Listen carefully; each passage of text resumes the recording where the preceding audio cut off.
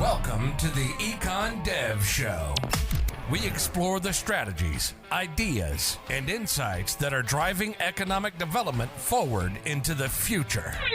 You'll hear new insights from passionate EDs about their successes and struggles. And you'll learn from attraction and retention experts about how to apply actionable strategies inside your EDO. We'll help take your organization, your community, and your career to the next level. Here's your host, Dane Carlson. Welcome back to the Econ Dev Show.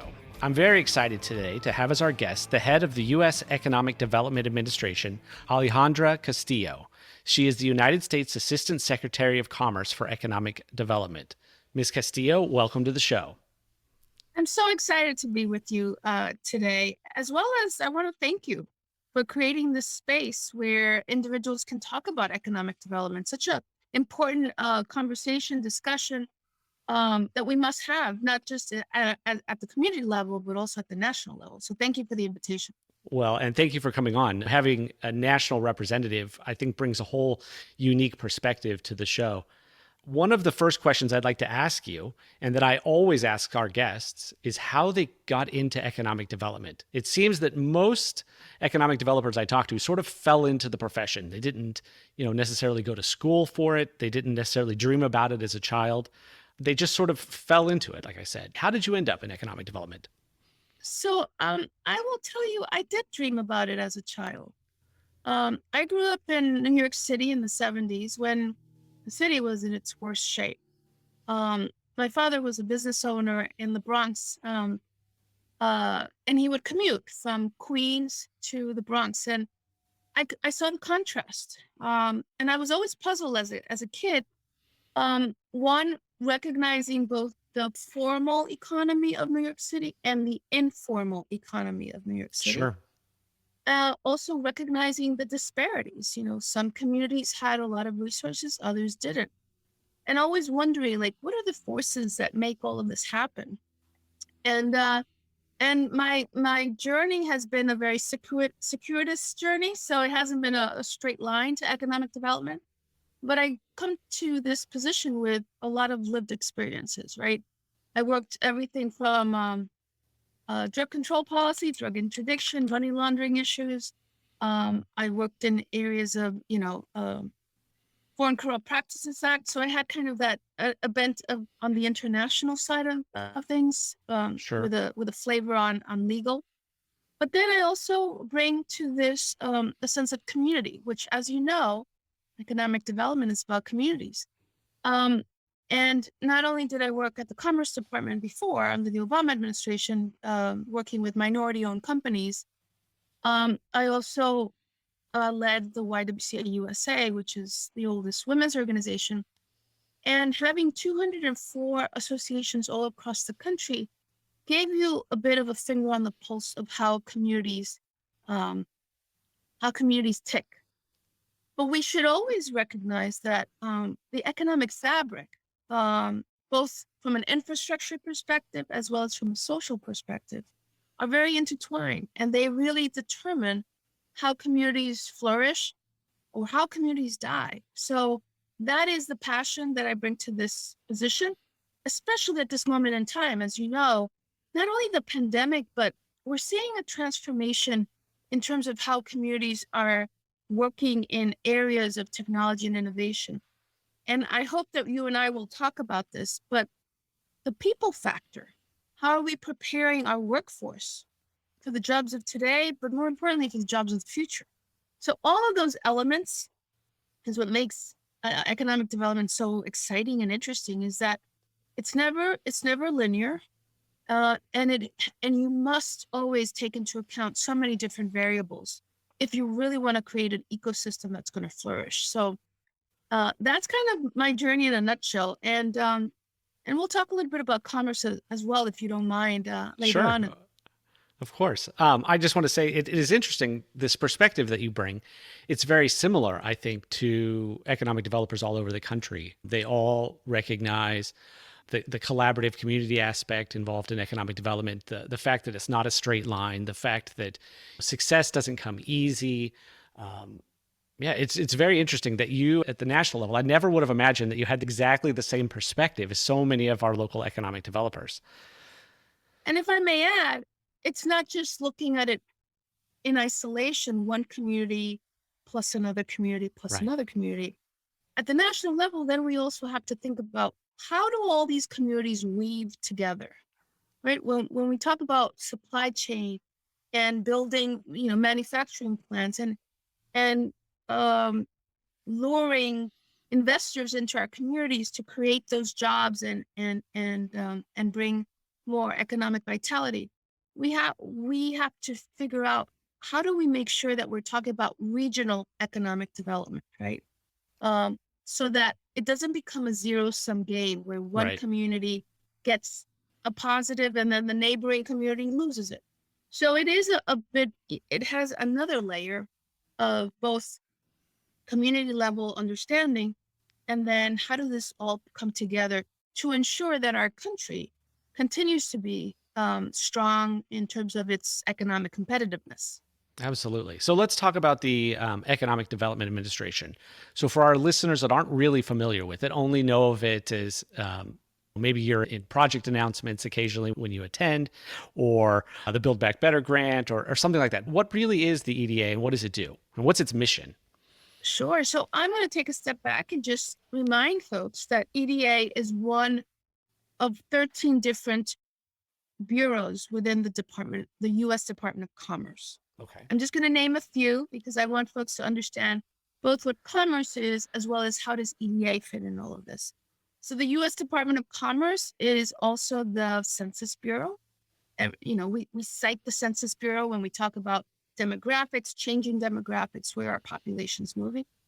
Commerce is also NOAA, National Oceanic and Atmospheric Administration. So when we're talking about hurricanes and tornadoes, natural disasters, that's NOAA. But NOAA is also about, tides and ports and how do we, work in the shipping and industry, not just maritime, but also air. Commerce is also U.S. Patent and Trademark Office. So when we want to encourage our inventors, we want to also make sure that they're protecting their intellectual property. Commerce is also International Trade Administration. So how do we export our goods and services, knowing that 96% of the world's consumers live outside of the U.S.? And let me mention two more: National Telecommunication and Information Agency, NTIA. So as the pandemic showed us, broadband. How do we make sure that not only do we have broadband that has the requisite speed, but that it's accessible and affordable? How do we make sure we have broadband in our rural areas? And then NBDA, Minority Business Development Agency, which I led during the Obama years, and now I lead EDA. And you asked me, what's the mission of EDA? Well, the mission of EDA is to really spearhead the not only the conversation of economic development, but also to put in action economic development across the country. And how do we do that? We do that through various grants, various investments that we make. And those are investments in everything from water, waste treatment, pipes. We do broadband. Think about all of the elements that you need in a community to create an ecosystem that can help businesses grow and thrive. So EDA has been called to do a lot of different things. But most recently, I'll tell you, under the American Rescue Plan, and you mentioned the Build Back Better Regional Challenge, under the American Rescue Plan, EDA received $3 billion. And we were tasked not only with the trust of taxpayers, but to really put in motion these dollars to jumpstart the economy, particularly during this pandemic. And we did 6 different grants. I'm only going to highlight 3 of them. One was the Build Back Better Regional Challenge, which was $1 billion grant challenge. And that was incredible because basically we told communities, we're not going to tell you what to do. You tell us what you need and what you believe is going to really jumpstart your community. So we got 529 different applications. We then dwindle it down to 60 finalists, which is where we are now. And then we'll make another round of decisions. And the ones who will end in the final round will receive up to $100 million for their respective communities. Now, I'll tell you, this is government dollars, but our hope is that that's only the first tranche of dollars. That $100 million will bring in another $100 million from the private sector. Who knows, another $100 million from philanthropy, and really create a focus in a particular industry.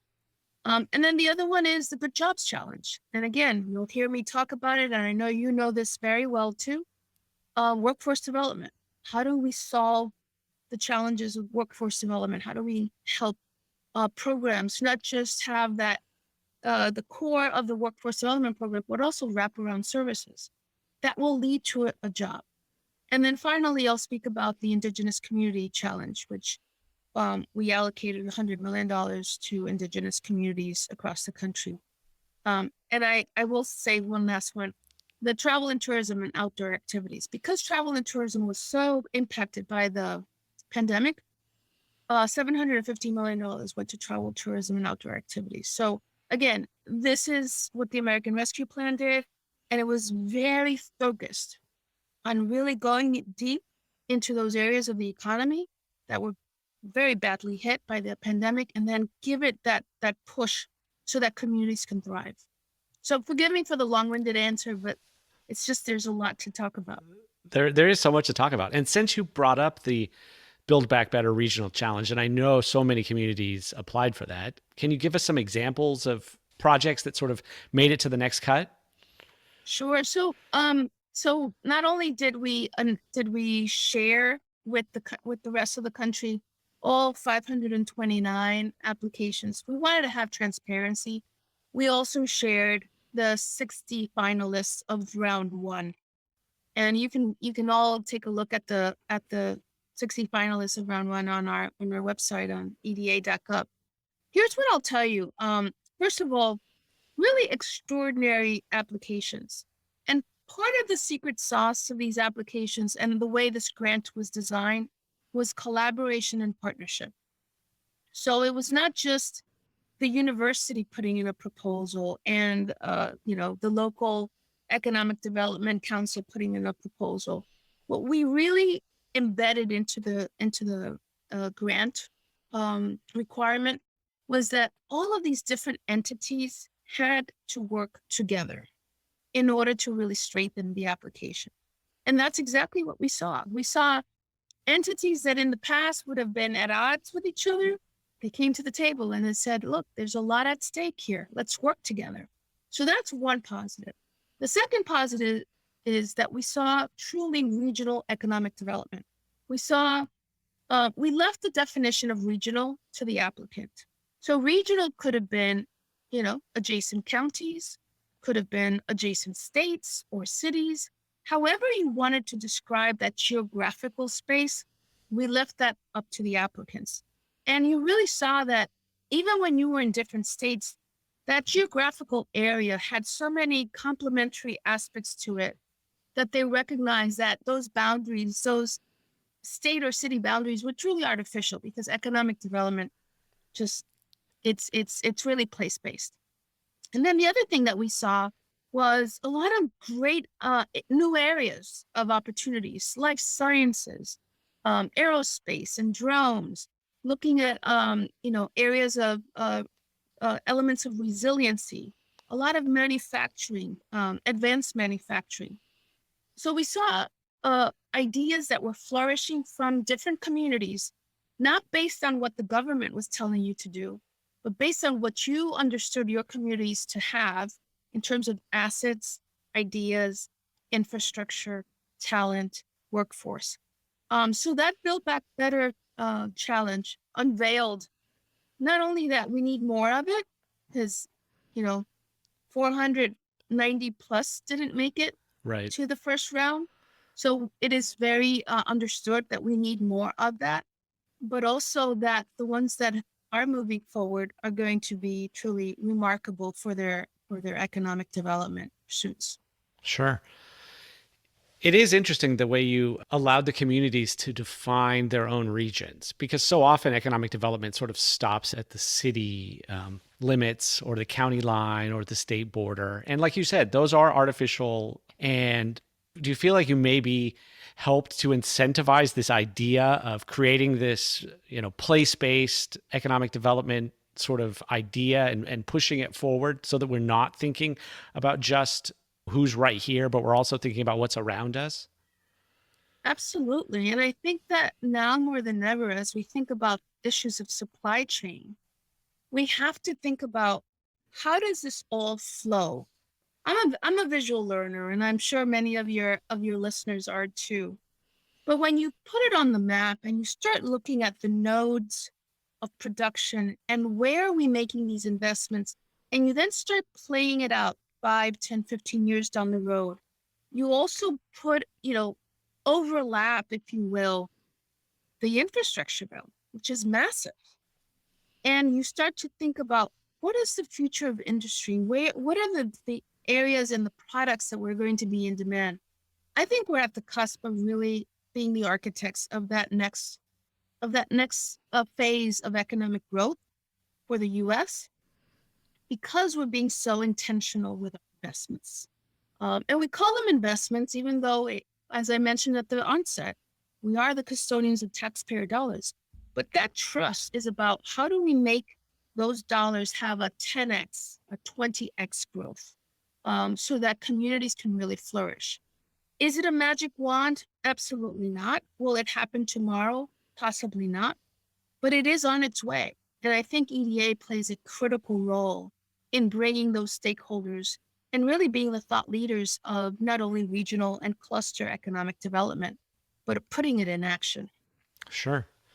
You mentioned supply chains, and we're all suffering the effects of broken supply chains left and right. What is EDA doing, I guess, specifically to help fix the supply chains? So you may know that within a month or so of President Biden taking office, he put together a supply chain task force. Remember, at the onset of this conversation, I told you all of the different, well, Right. Many of 80% them. of the Hmm. bureaus of commerce. Commerce is really, whether it's EDA, looking at communities, manufacturing, or the National Institute of Standards and Technology, looking at advanced manufacturing, whether it's ITA, looking at our international trade. We really have a lot of the levers, so to speak, to help either see where the supply chain is either broken or whether it needs to be strengthened. And one of the takeaways I will tell you at this moment in time is recognizing how do we, you know, reconsider what elements of the supply chain should we be investing more in? How do we rely on our economic and international trading partners? How do we think about other sources of making the supply chain robust? Um, Conversations not only with across the federal government, but also with the private sector. So, what is Commerce doing? We're not just in conversation, but we're actually putting in motion strengthening the supply chain. The pandemic was took a big toll on supply chain. We had some issues also in the shipping industry that you probably saw on the Suez Canal. But then there's been other areas that have really woken us up in terms of how do we strengthen our supply chain and what are the areas, the future areas, again, looking at that arc of the future that we need to play a bigger role in and bring in more actors, more businesses, more manufacturers, as well as workforce development. And I guess that's the next big one. Workforce development is such a huge challenge in economic development now. Prior to the pandemic, unemployment was very low across the country. And then the number of people that left the workforce, either because of the Great Recession, because of health reasons, because they were baby boomers and they reached retirement age. This is now a challenge everywhere. In your opinion, how do you view worker training and workforce development? What's its role in economic development, and what role does EDA play in that? So first of all, a huge workforce development is a huge area of discussion and conversation. There are other federal agencies, whether it's the Department of Labor, which has played a very important role in workforce development, or the Department of Education. Our Secretary Gina Raimondo, strongly believes that commerce has a very important role to play because we're in constant conversation with employers. We're in constant conversation with the private sector. We are seeing what the landscape looks like in terms of unfilled jobs. And what we're seeing is that we need to make sure not only that we are upskilling our workers, but we're also exposing them to what are those jobs of the future. And in that regard, it's that conversation and that partnership.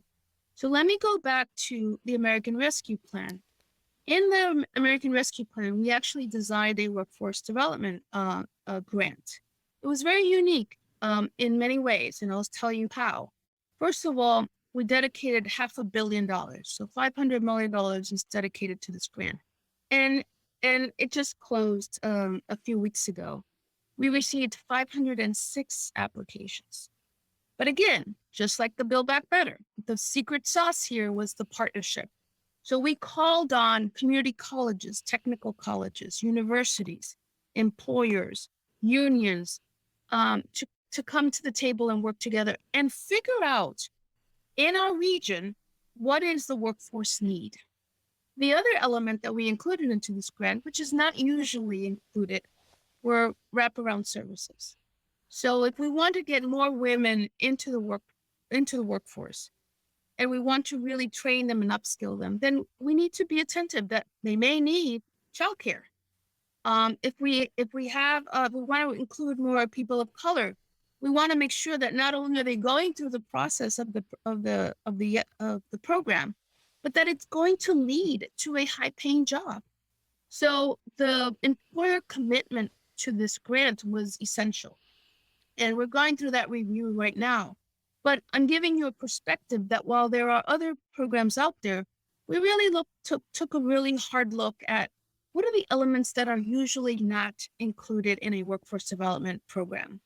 And we learned a lot, and we included it into the grant. So we're very excited and very hopeful that not only will this change how we do workforce development, but more importantly, that it'll lead to very good paying jobs. That's excellent. You really do have a grasp on all of the essential elements of economic development, the supply chain, the workforce challenges, and knowing that the EDA does infrastructure. I mean, that's what you exist to do. I guess we should talk about that a little bit. Is there a new role for the EDA in infrastructure as far as some of the crumbling infrastructure that we have in the United States? So let me take that question, if I may, with a different angle, because I want to introduce another element that EDA does. So we do a lot of work in natural disaster. And that has also been a very important role for EDA. So we get called in when a natural disaster hits, whether it's a hurricane, tornadoes, fires, mudslides, and we go in once FEMA has activated us, just a little procedural issues. Once FEMA has activated us, we as EDA go in and really start looking at, okay, how do we rebuild? What's the economic recovery plan for the impacted region? And what that has also taught us is that we're not only rebuilding what existed, we are rebuilding with resiliency in mind. And to if I can pivot back to your question, that's where the infrastructure bill comes in. How are we going to not only build, but actually build with an eye towards resiliency, an eye towards sustainability? And that's it's exciting right now, because we are witnessing that climate change is not is not something in the future. It's happening right now. And we want to make sure that we are putting those investments in a way that is actually going to help not only make our community stronger, but move our economy in a more sustainable way. So there's a lot in that space that we're doing, and it's exciting work. Communities that are impacted by natural disasters, the devastation just breaks your heart in so many ways. And as public servants, that's what we do. We go in there and we rebuild better and in a way that's sustainable. The other issue I think that has recently come to prominence in economic development is the International Economic Development Council. That's our professional development organization. They recently released an equitable economic development playbook, and it's designed to help local EDOs implement diversity, equity, and inclusion practices in local economic development in their own communities. How does that factor into the EDA? Because I'd imagine that's a big part as well. So, first of all, I'm glad you are affiliated with IEDC. It's a great organization, and you have now a new president with Nathan Oley. So we work very closely with them and a key stakeholder in the economic development conversation. And I'll come back to it in a minute. But let me just say, when we're talking about equity, President Biden made that core across the board. And what does it mean? Equity can mean so many different things. I'm of Hispanic background, and it could mean very different things for me. But here's what I'll tell you. For EDA, we want to make sure that we're not only providing equity, but we're being inclusive. And it takes a very broad definition from the perspective of not only are we looking at distressed communities, we're looking at communities of color, we're looking at rural, urban, suburban areas.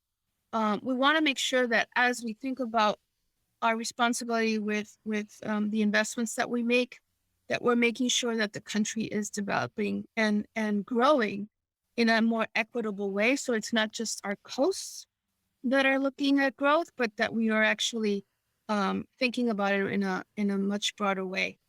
To the same extent, I'll say that when we talk about technology and innovation, new legislation is working its way through Congress pending approval, but there's a conversation about tech hubs.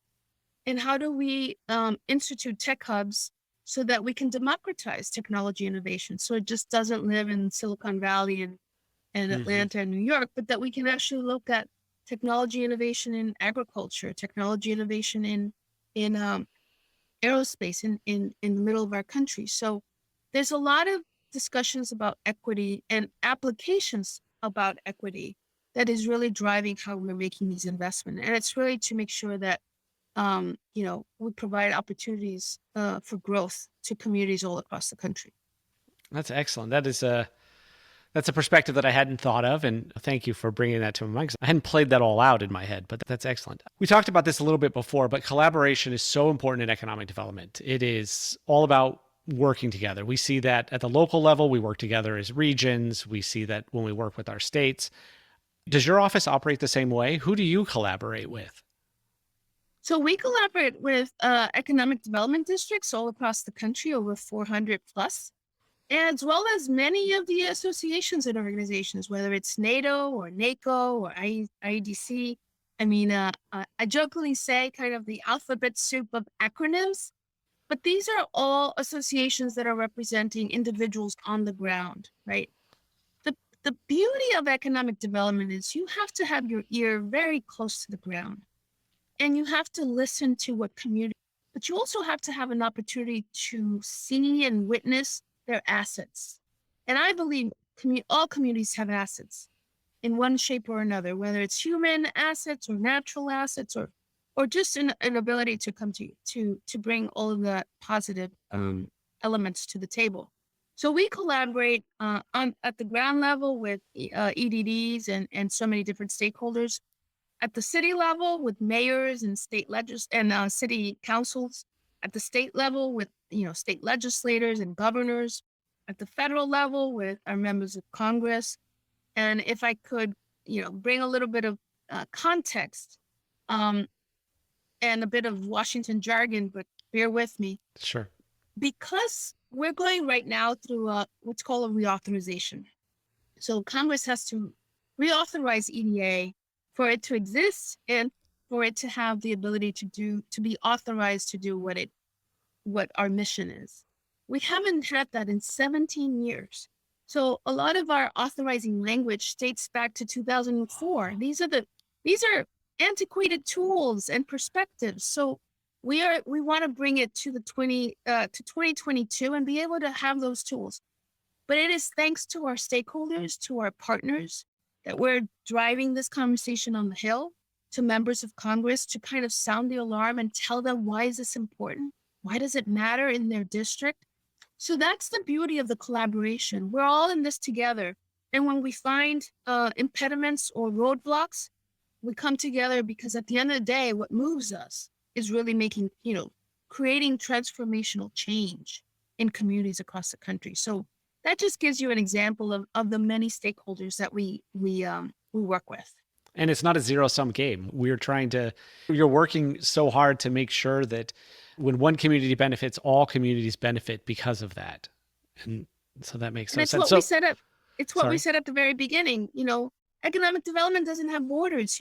If we're all doing well, it'll show, and it's transformational in so many different ways. And there's a multiplier effect or spillover effect, which is so important. And our goal is to make sure that multiplier effect grows, but exponentially.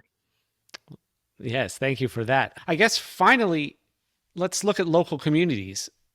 I've heard from some that they have difficulty. They don't think that they have the capacity to deal with the various EDA grants, or they don't really know what it is that they need.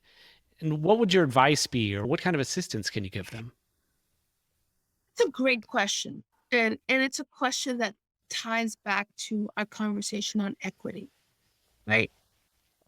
If you want to have a different pool of applicants and you want to have equity, we also have to recognize that we need to meet communities where they're at. And the issue of capacity building is something that you just don't get overnight, that you have to work with individuals and communities all along the path. The American Rescue Plan gave us that opportunity. It was a $3 billion, which is very different from what we usually get, which is $300 million. So this was in terms of scale, really transformational for EDA.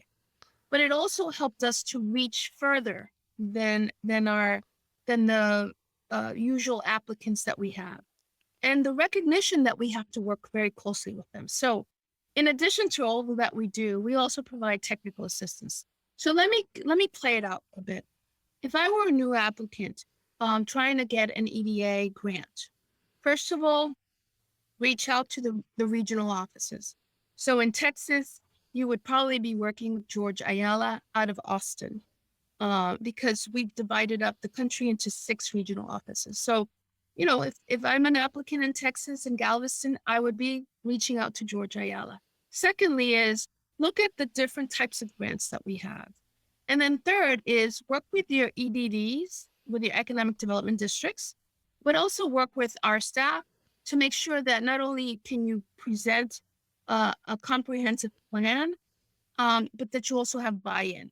So it's a very different story when the mayor goes in and says, oh, I want EDA grant for X, Y, or Z, versus when a mayor goes in with an employer, a workforce development, or technical assistance or university. We truly value the coalition, because that's how economic development is done, and that's what is going to be successful. So again, the capacity building is definitely something that we are very aware of, and we're trying to tackle with many webinars, technical assistance and support, as well as convening to virtual convenings, I should say, to make sure that folks understand what are the elements to a successful grant. Thank you. That was incredibly helpful. And not just for me, but I'm assuming for many of our listeners, having that spelled out for them is going to clarify this entire process and just make it all so much easier. I've asked you a number of questions. Are there any priorities or any points that you really want to make that I didn't ask you about? So one of the things I would say is, look, at the end of the day, when we talk about economic development, it's not a one size fits all. It's really something that has to be customized to communities. We are encouraging folks to think about regional economic development, because it's in that partnership, it's in the collaboration and in the partnership where, as I say, the secret sauce of economic development actually happens. And when we think about EDA, think about us as one of many partners in the federal government that we work with. We also work with USDA, Rural Economic Development Administration. We work with the Department of Energy.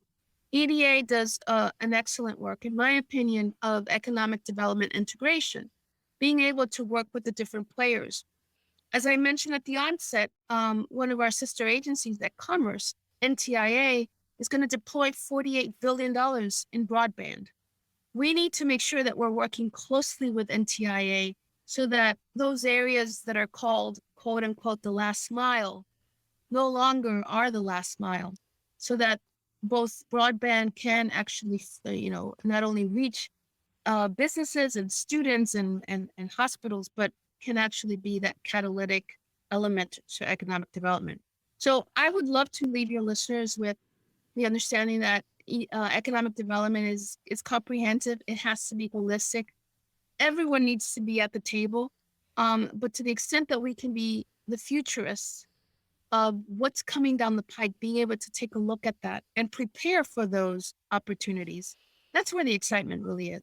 Absolutely. So where can our listeners go for more information on the EDA? Sure. Simple. Go to our website, eda.gov, and we have a newsletter as well. So sign up for the newsletter so that not only are you getting the information of what we have funded, but also get information of what's to come. Because I think that those opportunities are important, especially as we think about not just equity, but as we think about technology innovation and looking at those businesses of the future. So eda.gov is the place to go. Thank you. Well, Ms. Castillo, you've been an excellent guest. You have expanded all of our minds and told us more about the EDA than we did realize that we didn't know. You've been a great guest. I really appreciate you coming on today. Thank you. It's always a pleasure to talk about economic development, and congratulations again. I love the fact that you've created this space for individuals like myself to just get a little wonky, but also to highlight the beauty of what it means to do comprehensive economic development. You've been listening to the Econ Dev Show with Dane Carlson. If you're an economic developer who never stops learning, for more expert strategies, fresh insights, and new ideas to take your career, organization, and your community to the next level, visit us on the web at econdevshow.com.